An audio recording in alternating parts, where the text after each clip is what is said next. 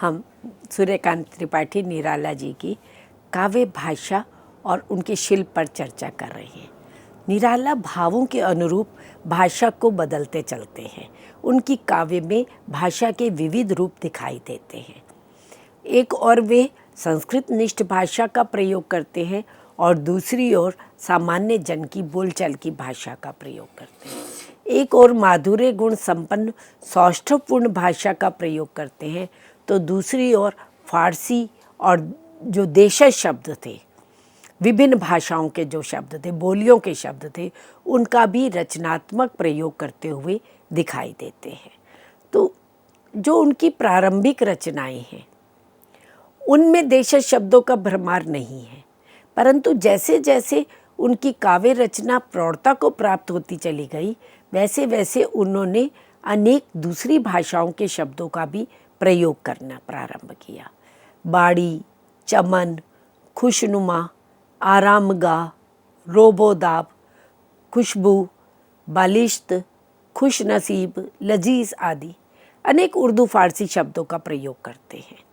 और जाड़ा घाम, तबेले, बेड़ा, कैड़ा, अड़गड़े, दुब्बा आदि देशज जो स्थानीय ठेठ बेसवाड़ी या भोजपुरी के या ब्रज आदि के शब्द थे उनको भी वे साहित्य कविता में अपनाते चले जाते हैं, परंतु कहीं पर भी कृत्रिमता का एहसास नहीं होता है। ये शब्द वहाँ पर कविता में भाव की प्रस्तुति में सहायक हुए हैं। और जब कुकुरमुत्ता की रचना करते हैं, नई कविता के साथ जब काव्य प्रवृत्ति बढ़ने लगती है तो कुकुरमुत्ता, बेला और नए पत्ते, जब ये इनके कविता संग्रह हम देखते हैं तो वहाँ निराला अंग्रेज़ी शब्दों का भी प्रयोग करने में हिचकिचाते नहीं हैं। अनेक अंग्रेज़ी शब्दों का प्रयोग करते हैं।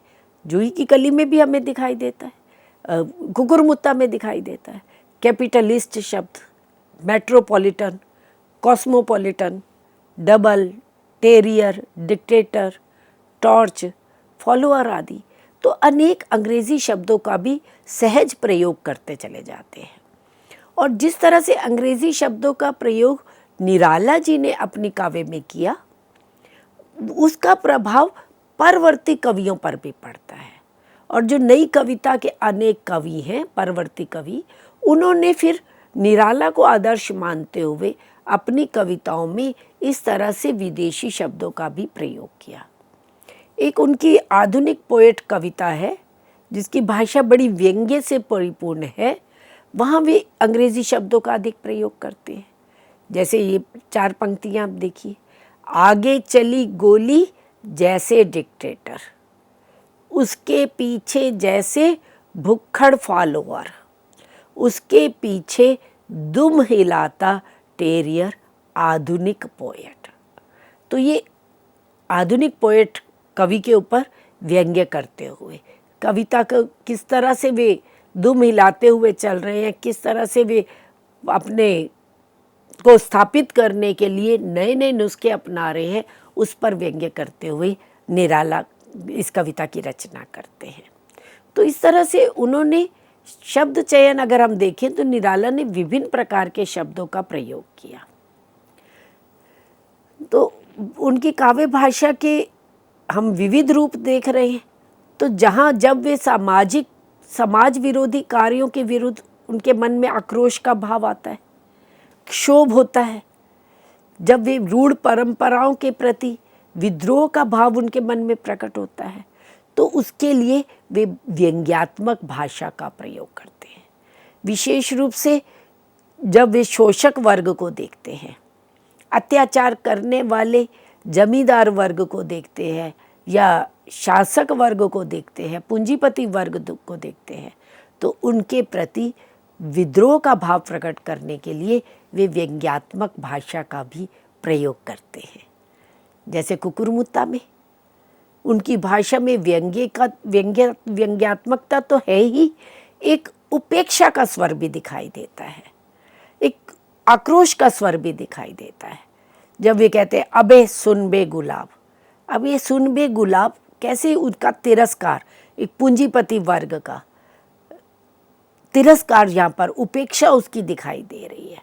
भूल मत गर पाई खुशबू रंगो आप, खून चूसा खाद का तूने अशिष्ट, डाल पर इतरा रहा कैपिटलिस्ट। तो इस तरह से वे व्यंग्यात्मक भाषा का भी प्रयोग करते हैं। जैसे आधुनिक कवि पर व्यंग्य करते हैं कि उनकी कविता क्या है कि भाव नहीं है, इधर से उधर से इकट्ठा करके वे कविता कर देते हैं। और बड़ा क्योंकि निराला स्पष्टवादी रहे हैं, वे किस निर्भीक होकर के अपनी बात कहते हैं। और यही निर्भीकता, यही अदम्य साहस उनकी कविताओं में दिखाई भी देता है। आधुनिक कवि पर व्यंग्य करते हुए वे कहते हैं, कहीं का रोड़ा कहीं का लिया पत्थर, टी.एस. इलियट ने जैसे दे मारा, पढ़ने वालों ने जिगर पर हाथ रखकर कहा, कैसा लिख दिया संसार सारा। तो ये जो पाठक वर्ग है जिसकी सहृदयता समाप्त हो रही है, जो केवल चाटुकारिता कर रहा है, उन पर भी व्यंग्य कर रहे हैं कि आधुनिक कविता में जो इधर से कहीं से रोड़ा लिया, कहीं से ईंट ली और अपनी तैयार कर लिया, तो उनकी प्रशंसा करने वाले, उन कविता की प्रशंसा करने वाले पाठक वर्ग पर भी, आलोचक वर्ग पर भी व्यंग्य कर दी है कि पढ़ने वालों ने जिगर पर हाथ रखकर कहा, कैसा लिख दिया संसार सारा। तो आधुनिक कविता पर भी व्यंग्य करने पर वे हिचकते नहीं हैं। निराला शब्द शिल्पी रहे हैं, शब्द भंडार उनके पास असीमित है। वे विभिन्न भाषाओं से, बोलियों से शब्द भी ग्रहण करते हैं और हिंदी को समृद्धि प्रदान करते हैं। तो शब्द शिल्पी निराला ने हिंदी कविता के लिए नया शब्द भंडार देकर खड़ी बोली की शब्द संपदा को समृद्धि प्रदान की। और एक एक शब्द का चयन वे इस तरह से करते हैं कि वे ऐसा लगता है कि कितना सटीक प्रयोग किया गया है, उसके स्थान पर कोई अन्य शब्द रखा ही नहीं जा सकता। तो शब्द चयन कवि के भावों एवं विचारों के औदात्य का द्योतक है। शब्दों के माध्यम से निराला भावों को, ध्वनियों के मनोरम चित्र प्रस्तुत करते चले जाते हैं। शब्द चित्र इस तरह से प्रस्तुत करते हैं कि हमारे सामने पूरा एक बिंब प्रस्तुत हो जाता है। जैसे संध्या सुंदरी देख लीजिए, कविता में कैसे पूरा एक प्राकृतिक बिंब हमारे सामने प्रस्तुत हो जाता है।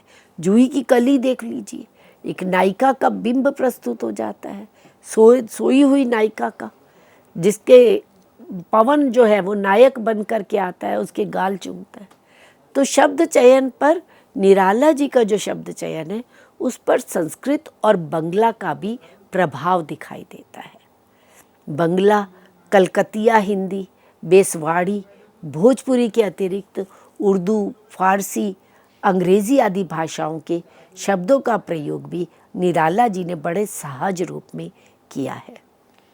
जब हम उनकी रचना राम की शक्ति पूजा देखते हैं या तुलसीदास देखते हैं, तो उस पर लगता है कि बाण भट्ट की कादम्बरी का अधिक प्रभाव है। कादम्बरी जैसी समास बहुला गुम्फित पदावली का निराला खुलकर प्रयोग करते हैं। उसका राम की शक्ति पूजा के प्रारंभिक ही छंद देख लीजिए, पूर्व किस तरह से समस्त पदावली का प्रयोग किया गया है। और एक और वे संस्कृत से प्रभावित है, तो दूसरी ओर बंगला में रविन्द्रनाथ टैगोर की गीतांजलि से भी प्रभावित है। उनके गीति संग्रह गीतिका को देखें तो गीतिका के अनेक गीतों की सुकोमल पदावली पर पूरा बंगला का प्रभाव दिखाई देता है। तो इस तरह से निराला विविध भाषाओं के शब्द ग्रहण करके जातीय जीवन के विविध स्वरूपों का निर्बाध चित्रण करते हैं। भाषा में ये नहीं कि केवल हिंदी भाषा के ही शब्द ग्रहण करने हैं, विषय के अनुरूप, भाव के अनुरूप जैसे शब्द की आवश्यकता है, चाहे वे शब्द देशज भाषा से लिया गया, चाहे वे शब्द फारसी उर्दू से लिया गया या अंग्रेजी से, भी उनकी भाषा की समृद्धि को, भाषा के तेवर को, एक नवीन सांचे को अभिव्यक्त करने वाला है। कवि निराला ने भाषा में अभिनव प्रयोग करके साधारण जन की अनुभूतियों को स्पंदित करने वाली सक्षम भाषा के निर्माण का निरंतर प्रयास किया। उनका काव्य संसार बहुत विस्तृत रहा है।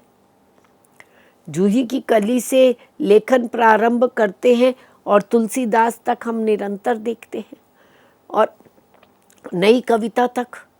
तो निरंतर भाषा के क्षेत्र में, शब्द चयन के क्षेत्र में वे नवीन से नवीन प्रयोग करते चले जाते हैं और एक सक्षम भाषा का निर्माण करते चले जाते हैं। स्वर, ध्वनि, नाद, भाव के अनुरूप वे शब्द योजना करते हैं। इसीलिए उनके एक आलोचक ने कहा कि इनकी भाषा में कहीं गीत गोविंद का सा माधुर्य है, तो कहीं मैथिल कोकिल विद्यापति के गीतों की सी मृदुलता एवं सुकुमारता है, कहीं भक्त कवियों के गीतों की सी प्रांजलता है, तो कहीं चारण गीतों की सी ओजस्विता एवं उद्बोधन शक्ति है, और कहीं कबीर की उलटवासियों जैसा अटपटापन है, तो कहीं लोक गीतों जैसी सहज स्वाभाविकता भी विद्यमान है। तो इस तरह से निराला के गीतों में पर्याप्त वैविध्य दिखाई देता है। एक और विद्यापति का लालित्य, भक्त कवियों की प्रांजलता, चारण कवियों की जो ओजस्विता, ओजपूर्ण शैली थी, वे भी दिखाई देती है। और एक कबीर जैसा व्यक्तित्व निराला का भी माना जाता है। जैसे कबीर को भाषा का डिक्टेटर हजारी प्रसाद द्विवेदी जी ने कहा, उसी तरह से निराला को भी भाषा का डिक्टेटर माना जाता है। वे भी भाषा को अपने भाव के अनुरूप तोड़ने मरोड़ने में सक्षम रहे हैं, और उनके कई गीतों में लोक गीतों जैसी सहजता, स्वाभाविकता, प्रवाहमयता भी दिखाई देती है। तो इस तरह से स्वर, ध्वनि, नाद, भाव के अनुकूल वे निरंतर शब्द चयन करते हैं, शब्दों की योजना करते चलते हैं। और निराला अपनी नूतन भाषिक संरचना के माध्यम से नवीन शिल्प संगठन से संस्पर्श कराते हैं। हिंदी के निराला जी की रचनाओं पर समीक्षा करते हुए रमेश चंद्र शाह ने भी कहा, उनकी भाषा की प्रशंसा करते हुए कहा कि भाषा को इस कदर मुक्त करने की सामर्थ्य किसी कवि में नहीं है। कारण कोई और कवि इस कदर भाषा के प्रति, उसके कुल जीवन के प्रति समर्पित नहीं दिखाई देता है। जितनी सामर्थ्य, जितना समर्पण निराला जी में दिखाई देता है, उतना किसी अन्य कवि में नहीं है। वे निराला को क्या कहते हैं कि वे भाषा के किसान हैं। उनके लिए कोई धरती पड़ती नहीं है, हर खेत में उनके भाव की जड़ गड़ सकती है। तो इस तरह से शिल्प संगठन में नूतन भाषिक संरचना को लेकर के निराला निरंतर प्रयासरत रहे, निरंतर नवीन नवीन शब्दों को गढ़ते भी रहे हैं भावों के अनुरूप। तो इस तरह से निराला की काव्य भाषा पर अभी हमने चर्चा की। भाषा के संदर्भ में वे नवीन भाषा संरचना लेकर के आते हैं और प्राचीन काल से जो चली आ रही अभिजात्य संस्कार से संपन्न भाषा थी, उसके बंधन को कहीं तोड़ते हुए दिखाई देते हैं। उसी तरह से छंद के क्षेत्र में भी निराला की छंद विषयक जो अवधारणा है, जो दृष्टिकोण है, वे भी भिन्न रहा है। क्योंकि जब छंदों के बंधन से कविता बंधती है तो भाव कहीं पीछे छूट जाते हैं और कवि का ध्यान उसके रचना विधान पर, उसके शिल्प की ओर अधिक रह जाता है और जो भावानुभूति है वे कहीं कमज़ोर पड़ जाती है। और रीतिकाल में विशेष रूप से कविता के शिल्प पक्ष पर अधिक ध्यान दिया गया, उसको सजाने संवारने में, उसको आलंकारिक बनाने में, छंदोबद्ध करने में विशेष ध्यान दिया। और फिर आगे चल कर के आधुनिक काल में भी जब भारतेंदु युगीन कविता देखें, विशेष रूप से द्विवेदी युगीन कविता, वे तो संस्कृत के छंदों को पुनः हिंदी में लेके रखे आई है।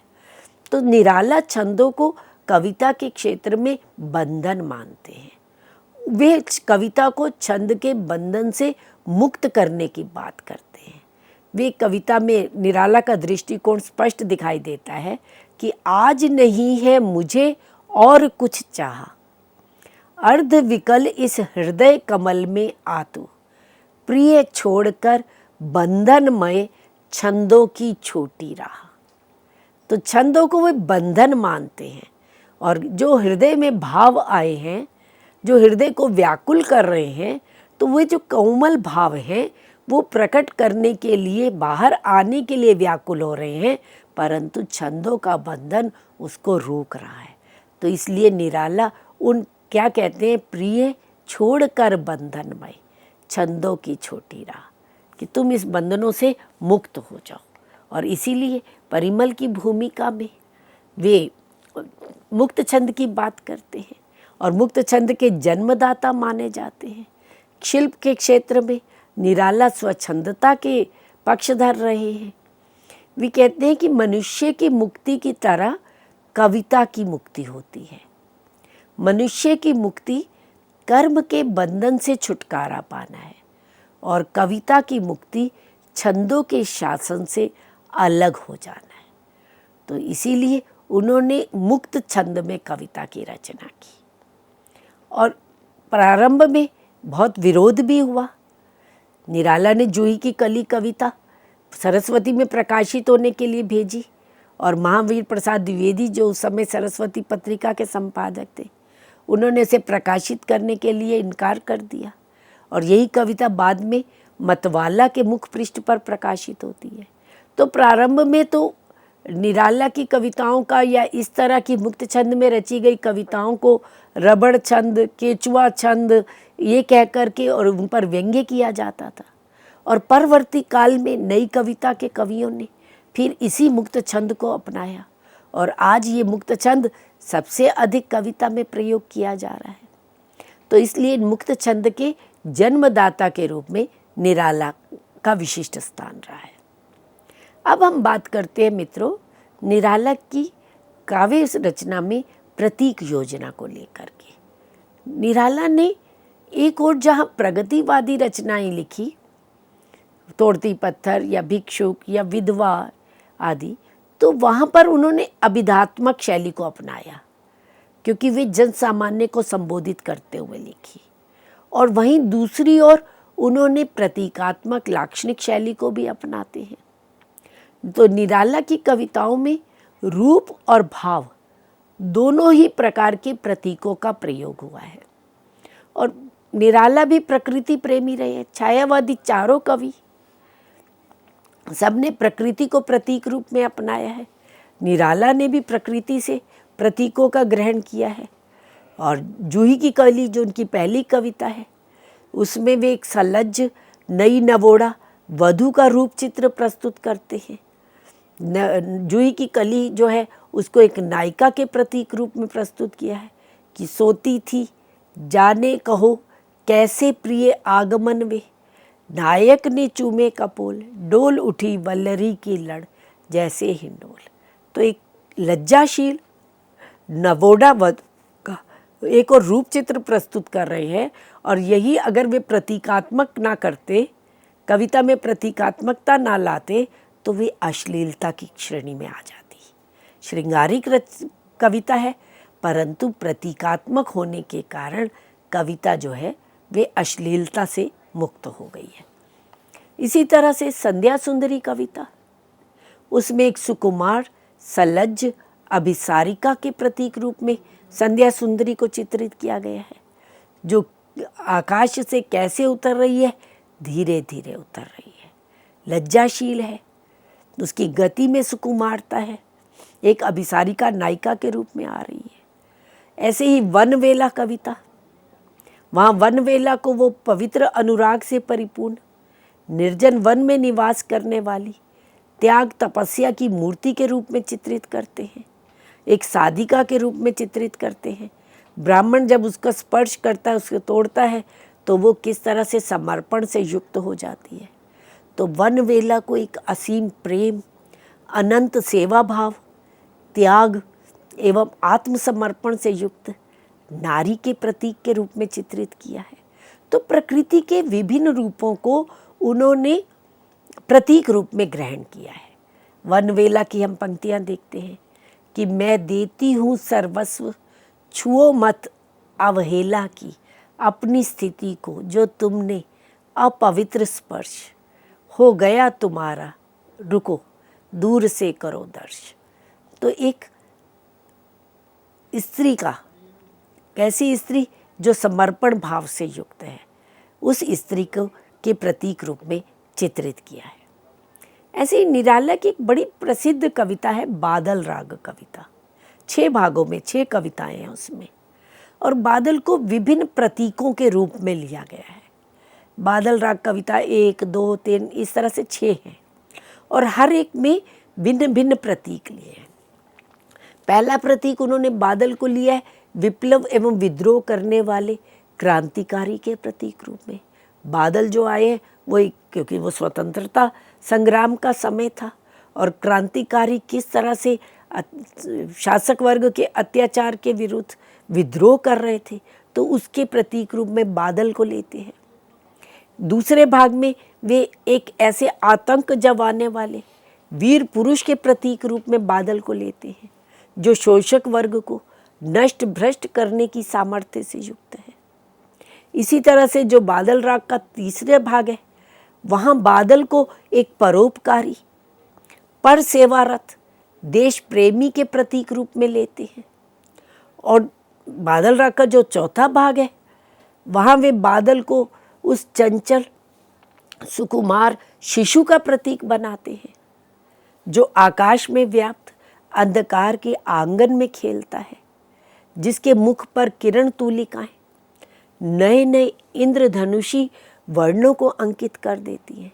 जैसे बालक के मुख पर, एक जो सुकुमार छोटा बच्चा है, उसके मुख पर एक स्वाभाविकता होती है, एक सहज आकर्षण होता है, और वही आकर्षण उस बादल में है, और जिसके मुख पर किरण तूलिकाएं जो है वो नए नए इंद्रधनुषी वर्णों को अंकित कर रही है। ऐसे ही बादल राग कविता का जो 5वां भाग है, वहाँ बादल को उस लघु शिशु का प्रतीक माना है, जो किरण का हाथ पकड़ करके मुक्त गगन में जाता है, जिसे देखकर प्रकृति के सभी उपादान शीश झुकाते हैं।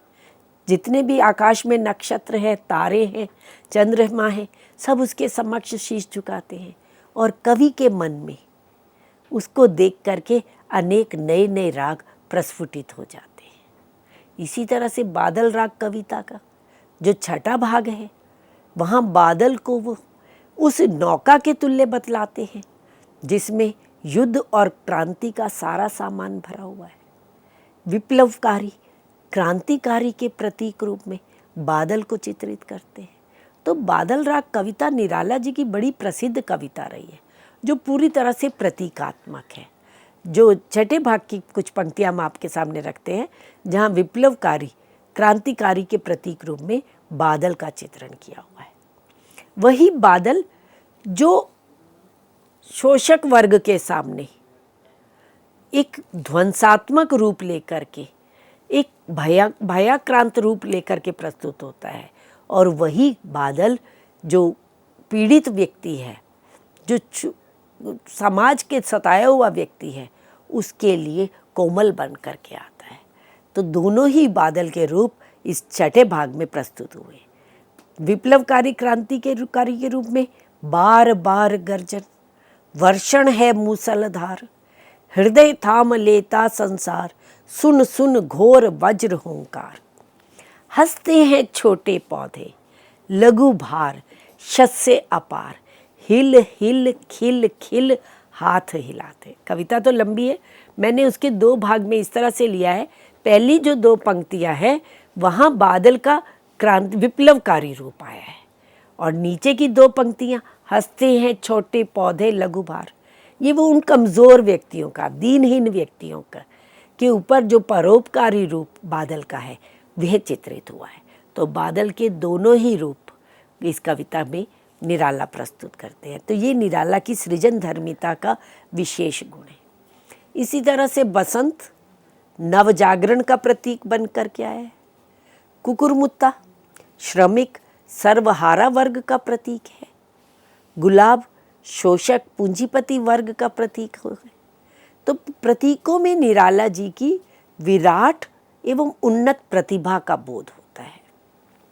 तो निराला जी ने विभिन्न प्रतीकों को प्रस्तुत किया है और इन प्रतीकों के माध्यम से निराला जी अपनी कविताओं में अनेक बिंब भी प्रस्तुत करते हैं। प्रकृति के अनेक सजीव बिंब प्रस्तुत हुए, दृश्य बिंब भी प्रस्तुत हुए और ये बिंब जो प्रकृति से संबंधित बिंब हैं, जैसे संध्या सुंदरी में हम देखते हैं, जूही की कली में देखते हैं, वन बेला में देखते हैं, तो वे बिंब जो है एक कोमल भाव को लिए हुए प्रस्तुत होते हैं। और वहीं दूसरी ओर जब वे सामाजिक जीवन की विडंबनाओं को प्रस्तुत करते हैं तो वहाँ भिन्न बिंब दिखाई देते हैं, जैसे पत्थर तोड़ने वाली स्त्री का बिंब, एक भिक्षुक का बिंब, एक विधवा स्त्री का बिंब, जो बिल्कुल सामाजिक जीवन की विडंबनाओं को प्रस्तुत करता है, जो समाज में अत्याचारों से पीड़ित है, शोषित वर्ग है। तो उनके प्रति इन कविताओं के माध्यम से वो एक ऐसा शब्द चित्र प्रस्तुत कर देते हैं कि पाठक उनको पढ़ करके द्रवीभूत हो जाता है। और एक और निराला विराट बिंब भी प्रस्तुत करते हैं, प्रकृति का विराट बिंब प्रस्तुत करते हैं राम की शक्ति पूजा में।